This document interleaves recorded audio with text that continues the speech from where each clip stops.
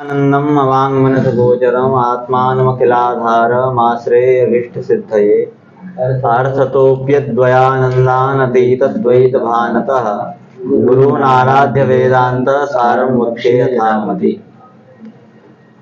तत्त्वमसि इस महावाक्य में गंगायाम घोषा इस वाक्य के जैसा जहर लक्षण स्वीकार नहीं किया जा सकता। एवं सोनो धावती में जैसे लौकिक वाक्य में अजहत स्वार्था है, उस प्रकार यहाँ अजहत स्वार्था भी नहीं स्वीकार करना है। न जहत स्वार्था स्वीकार करना है, गंगायाम घोषा जैसा हो पा रहा है, न अजहत स्वार्था ही वृत्ति यहाँ पर हो पा रही है। तो क्या होगा? तो लिखा तस्मात् यथा सोयम देवदत्तः इति वाक्यम तदर्थो वा। तो सोयम देवदत्तः हमें तीन पद है। सह अयम देवदत्तः। तो स का अर्थ हुआ तत्काल विशिष्ट, ठीक। अयम का अर्थ हुआ एतत्काल विशिष्ट देवदत्त। अब देखिए, तो तदर्थ तो तत्काल विशिष्ट का वाचक सपद है, एतत्काल विशिष्ट का वाचक अयम पद है। सपद का अर्थ है तत्काल विशिष्ट, अयम पद का अर्थ है एतत्काल विशिष्ट। तो ये वो कौन है? देवदत्त। तो ऐसा जो वाक्यार्थ से अंशे विरोध, ये पूरे वाक्य में विरोध है कि तत्काल एतत्काल में विरोध है? तत्काल और एतत्काल में विरोध है।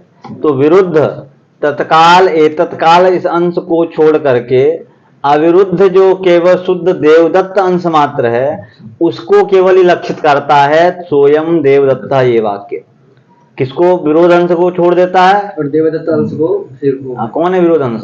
तत्काल और एतत्काल विशिष्ट, इन दोनों को छोड़ करके शुद्ध जो केवल देवदत्त जिसमें विरोध नहीं है, उस अंश को हम लक्षित करते हैं। वैसे ही कह रहा है तत्त्वमसि इस वाक्य में भी उसका तत्पद का अर्थ क्या है? परोक्षत्व विशिष्ट चैतन्य। तम पद का अर्थ क्या है? अपरोक्षत्व विशिष्ट चैतन्य। तो ये दोनों में जो विरोध है केवल परोक्षत्व में विरोध है, चैतन्य में कोई विरोध नहीं। तो जो विरुद्ध अंश है परोक्षत्व, उसको छोड़ करके अविरुद्ध जो अखंड चैतन्य है उसी को तत्त्वमसि क्या करता? लक्षित कराता। किस लक्षण के द्वारा? जहद लक्षण के द्वारा। कुछ अंश छोड़ा, कुछ अंश नहीं छोड़ा। और इसी को कहते हैं भागत त्याग लक्षणा, ठीक है। तो ये हो गया। अब बता रहा है कि इससे अहम ब्रह्मास्मि जो एक वाक्य है, कहाँ का अहम ब्रह्मास्मि? यजुर्वेद का। हाँ, छांदोग्य उपनिषद ना, छांदोग्य का है, छांदोग्य उपनिषद। अहम ब्रह्मास्मि कहाँ का? छांदोग्य का है। कहाँ का है अहम ब्रह्मास्मि? छांदोग्य का है, छांदोग्य का। अहम ब्रह्मास्मि इति अनुभव वाक्यार्थो वर्ण्यते। क्या कह रहा है? अहम ब्रह्मास्मि इति अनुभव वाक्यार्थो वर्ण्यते। अहम ब्रह्मास्मि, अच्छा बृहदारण्यक का है, ठीक है, शुद्ध हो गया। अहम ब्रह्मास्मि कहाँ का है? बृहदारण्यक का है। छांदोग्य का वो है तत्त्वमसि। तत्त्वमसि कहाँ का है? छांदोग्य का है। अहम ब्रह्मास्मि कहाँ का है? बृहदारण्यक का। तो अहम ब्रह्मास्मि जो है ये अनुभव वाक्यार्थ है। क्या है? अनुभव वाक्य। इसका अर्थ अब निरूपण करने जा रहे हैं। एवं आचार्येण अध्यारोपापवाद पुरस्सरम, अध्यारोप और अपवाद के द्वारा। अध्यारोप क्या है? वस्तुनि वस्तु आरोप अध्यारोप, ठीक। अपवाद क्या था? रज्जु विवर्तस्य सर्पस्य रज्जु मात्रत्ववद वस्तु विवर्तस्य वस्तुनो अज्ञानादेः प्रपंचस्य वस्तु मात्रत्वम्। तो ये अहम ब्रह्मास्मि जो ये अनुभव वाक्य है, इसका अब इसका अर्थ कैसे बता रहा है, कैसे निकलेगा? आचार्य ने अध्यारोप और अपवाद के द्वारा क्या किया? तत्पदार्थत्वम पदार्थ का शोधन किया। क्या किया? तत्पदार्थत्वम पदार्थ का शोधन किया। फिर इस तत् और तुम पदार्थ के शोधन के बाद अखंड अर्थ का बोध कराया। क्या किया? अखंड अर्थ का बोध कराया। किस वाक्य के द्वारा? तत्त्वमसि का शोधन के द्वारा क्या किया? अखंड वाक्यार्थ बोध कराया, ठीक है, कराया। आगे तो उसको जो जिसको अखंडार्थ वाक्यार्थ बोध हुआ उसको ये बोध होगा कि अहम नित्यः शुद्धः बुद्धः मुक्तः स्वभाव परमानंदानंद द्वयम ब्रह्मास्मि।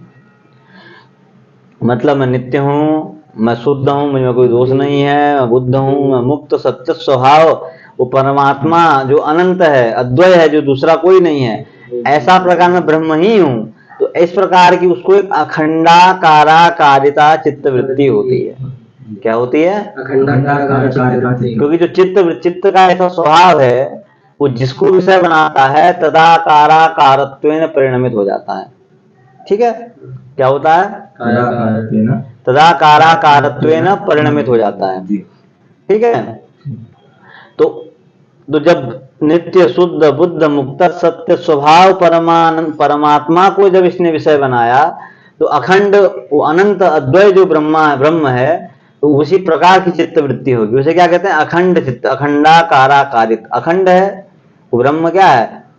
नित्य है, शुद्ध है। इस प्रकार जब उसको ज्ञान हुआ, तो जो चित्तवृत्ति कैसी होगी? अखंडाकाराकारित।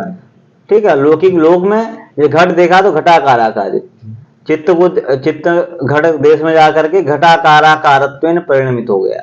लेकिन आज ब्रह्म को विषय बनाना है, तब अखंडाकाराकारिता चित्तवृत्ति उत्पन्न होगी। ठीक है, सातु, वो जो चित्तवृत्ति है, चित्त प्रतिबिंब सहिता सती, चित्त प्रतिबिंब में, मतलब चित्त में जो प्रतिबिंब पड़ा, उसके सहित प्रत्यग अभिन्नम अज्ञातम परम ब्रह्म विषयीकृत्य तदगत अज्ञानमेव बाधते।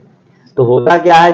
जो आवरण पड़ा था चित्त में, ठीक है, जो अज्ञान है, आवरण था, वो आवरण क्या करती है? वो चित्तवृत्ति आवरण को हटा देती है। क्या करती है?